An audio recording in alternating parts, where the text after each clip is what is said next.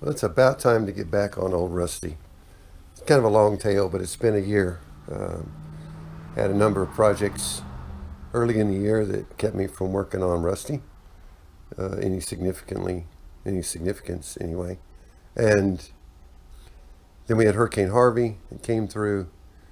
We were blessed. We got water all up in the garage to, let's see, we got in the garage up to about right here.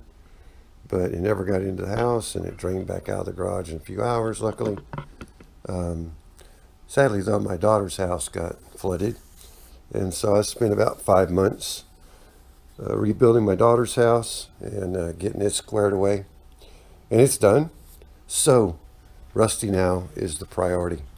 I want to get Rusty rolling as in driving, albeit without bodywork complete, without a bed on it, maybe without a front clip, but whatever. Just want to get this truck on the road to prove the systems, and then we'll get on with the body work. You can see playing around here and there as I had time. I've fitted up a cab corner patch panel. Still has to be trimmed down there on that corner, but we've been trying to do a little here and there, but honestly, it was hard to get focus. Just focus was distracted by other requirements and appropriate requirements. They were priorities for sure over Rusty. So anyway, but we're getting there now. One thing you'll notice where we're restarting Rusty's project here, we've pretty much ripped the entire the guts out of the rear section here. The rear subframe is still in place, bolted in the truck, but over here is the rear end, and then down here, I can show you, here's a bunch of the parts. There's a lower control arm, or swing arm, whatever you call it, and then further down is the hubs here, and they're going to be re-drilled to 5 on 4.5. Right now they're 5 on 4.25, so we're going to re-drill the hubs and the brake rotors, and got to figure out how to lay that out and do a good job. I don't have a highly accurate milling machine to do it with, so I was going to take a machine shop. I've been struggling to find a machine shop that's willing to do it, and anyway, we'll get there. All new bushings. We're going to power wash, power blast them, pour 15 them, and while I've got it all apart, we're also going to replace the pinion seal and the axle seals. We're going to check the differential. I've determined it's a 327 rear gear, which I'm okay with that. I could do it with a little taller gear maybe, but it'll make this thing a bit more of a cruiser, and that's really what it's all about. And so while we've got this thing all disassembled, we're going to drop the subframe in the next day or two, and then we're going to go ahead and finish out the frame, frame, pour 15 frame, and we're going to pour 15 the subframe, even though it does have a reasonably good paint coat on it. We're going to go ahead and just make it all match. So be a lot of wire wheeling, sanding, cleaning, pour 15, stabilize the metal and put on the pour 15, and get all these suspension parts cleaned up, ready to go. So we've got a bit before us, but hopefully when we're done, basically the back end of the truck will be mostly finished. The other thing we have coming, we have a gas tank coming, universal fit. That was like a 16-gallon gas tank, which is going to go right back here. This cross member will come out. This cross member will come out, and it'll be moved back a ways. We're going to build a frame, probably a 1x1 square tube frame to hold this universal fit. And it's kind of common on these 51 Ford F1s. People like to put Ford Mustang rear fuel tanks in them, and that's a great deal. If you're running a stock rear axle differential type setup, you've got more room. With us, we've got pieces that come across here on the subframe that will push our fuel tank back, and no longer viable to use a Ford Thunderbird, a Ford Mustang fuel tank in the back of this thing. So we had to kind of punt, and we're going to use this universal fit. It does have a accommodation for a fuel fuel pump for fuel injection. So and that'll be here in the next few days. And again, before we pour 15 the back of the truck, we'll definitely deal with removing that cross member and sizing up the tank and getting a frame built to install it. So that's coming. So hopefully sort of some tubing for brakes and fuel. We'll have most of the back end of the truck done, and then we can move on from that. So we'll get back with you shortly. Well, back to it. You can see that the rear subframe is fully removed, and it's outside, fixing to get 415'd. All the parts from the rear have been cleaned up. I'll show you quickly. Here's some of the parts. Here's the, this is a mess down here, but the upper control arm is down there. Here's the knuckle, the hubs are there, the airbag braces are there. Here's the lower swing arm is here. And so they've been cleaned, blasted. Some of them blasted, some of them just cleaned up. And those have been blasted, have been rust stabilized. And so everything's fixing to get pour 15. Also planning on pour 15 in the whole rear section of the frame. But one thing I need to do is to pull this cross member that you see across here. This cross member is going to be in the way of the fuel tank. So right now we're just going to remove it, and then I will bolt it back in. My plan right now is once we get the gas tank placement correct, we're going to slide it back in the frame and bolt it in. The gas tank is there, along with a bunch of the rear suspension parts. So the thing to do now is to grind out rivets. And let me tell you, if you ever take on a project like this, grinding rivets stinks, man. It's not hard, it just stinks. I have ground rivets out of this frame, front suspension, rear suspension, replaced cross members, and man, I'm tired of grinding out these rivets. Like I said, it's not hard, it's just arduous, just long process. But I'll show you how we go about it. You can see here we have removed this rivet here, and you can't see it. If you look closely enough, you can see a small circle, which is the base of the rivet, and we basically have to drive that out. Several ways to do it. I've used a center punch. Put a center punch in a pair of vice grips and just beat the poo out of it. And you can also use an impact hammer. So we'll do that and show you what that takes, just in case you decide to do it. All right, you can use several things. I've used actually more of a centering punch. This is a flat punch. We're going to try it on this one. I use vice grips only because you get to weight on this thing, and it's easier to hold the channel locks than it is the punch. Less likely to beat up a finger. I did try the impact hammer, but it just doesn't have the gumption to get it out of there. So let's try this thing, see what happens.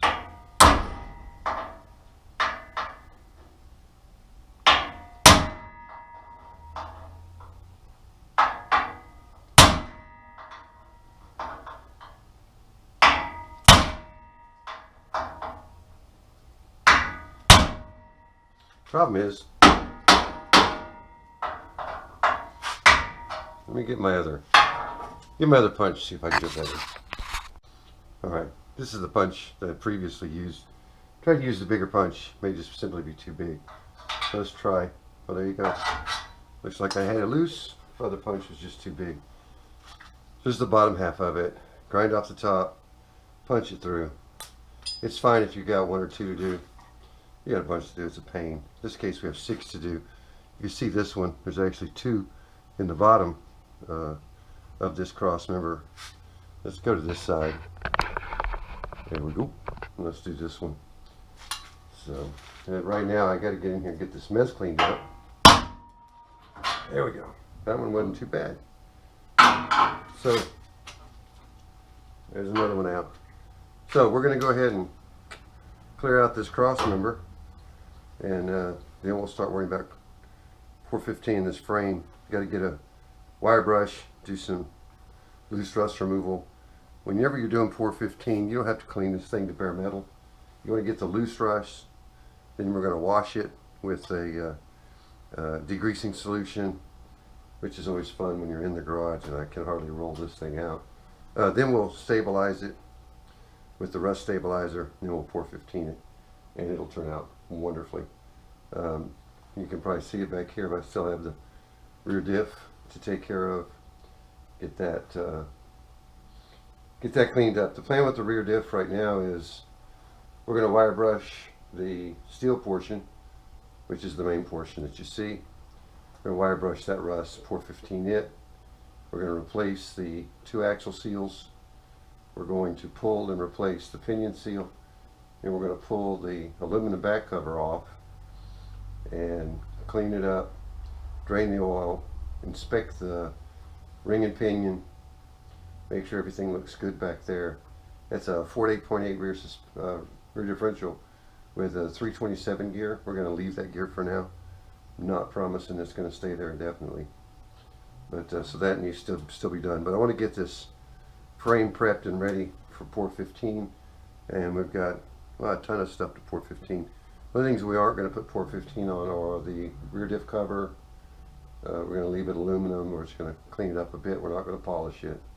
Just going to clean it up, maybe spray some clear on it just so it doesn't oxidize as much. And then the knuckles, which are aluminum, they've been power washed, and we may spray a little bit of clear on them just so they don't oxidize anymore.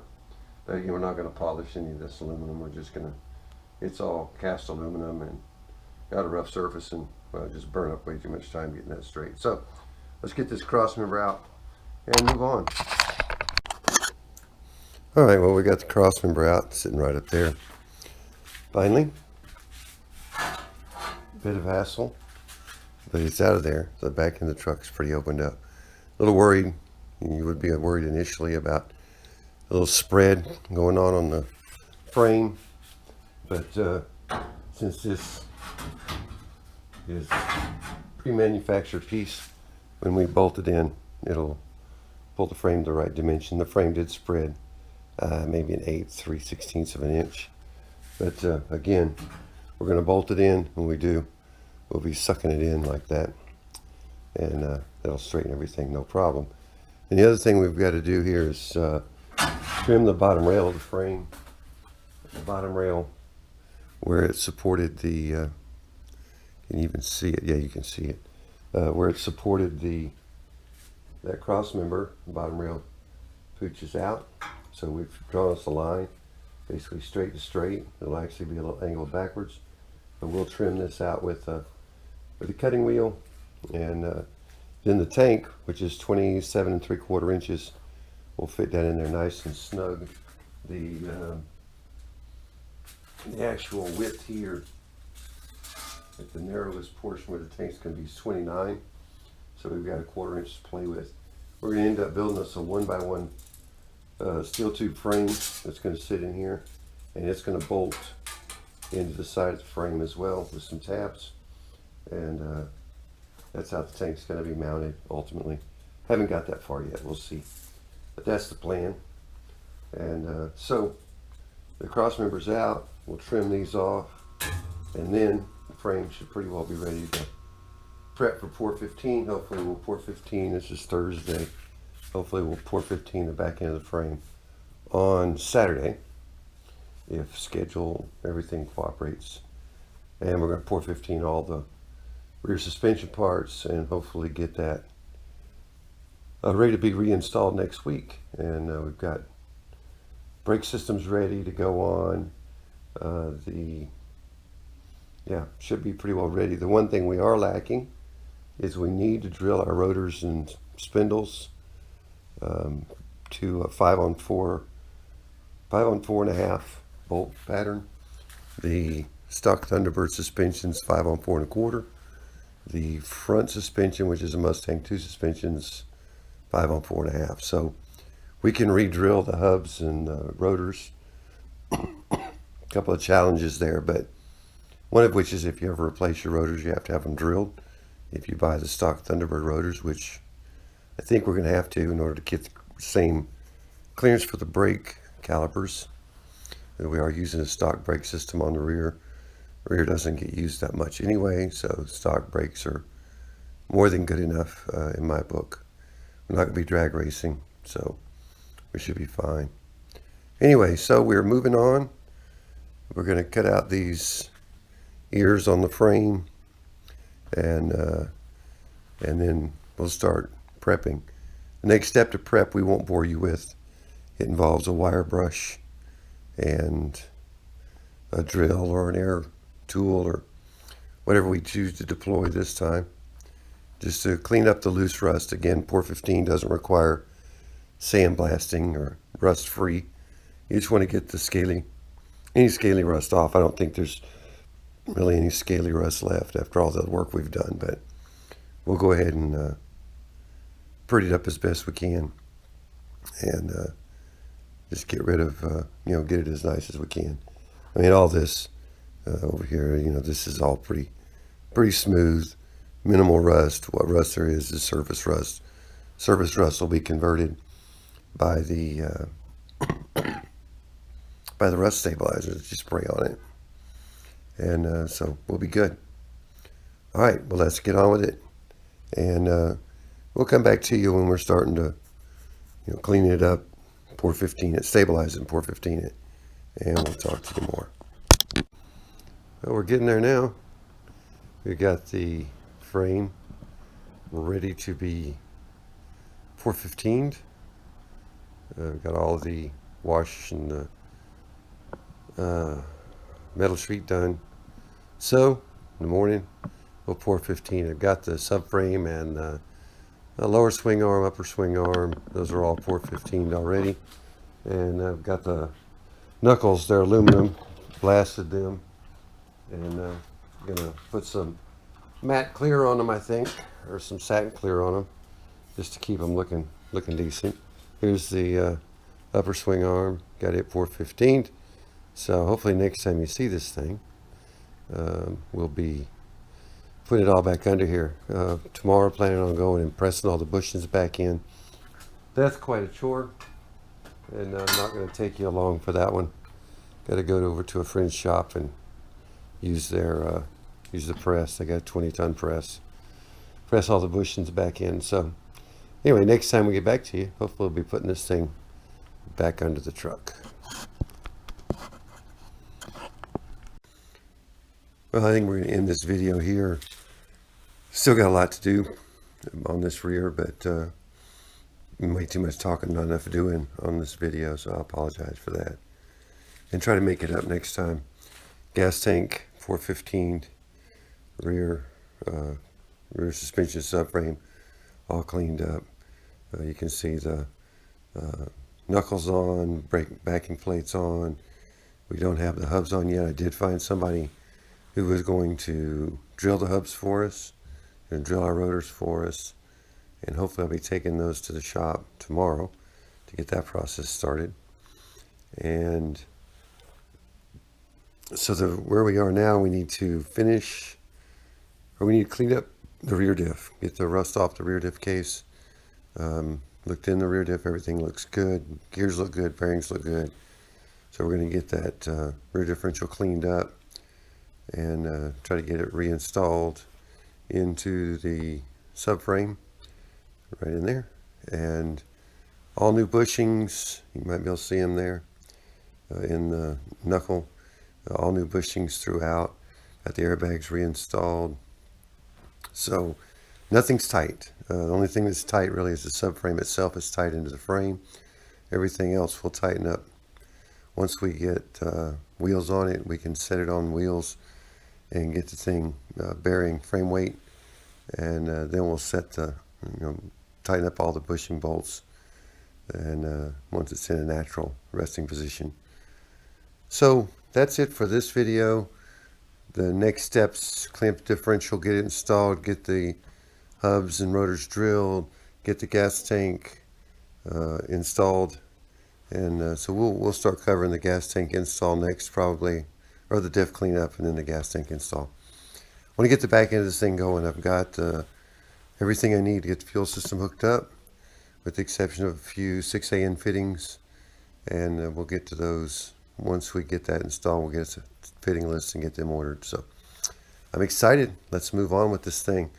It's looking good. You can see the frames pretty decent. Right over there is the cross member that's going to end up back here on the back behind the tank. And so yeah, the rear end of this truck's looking pretty decent right now. So let's move on with this thing. Talk to you in the next one. Bye.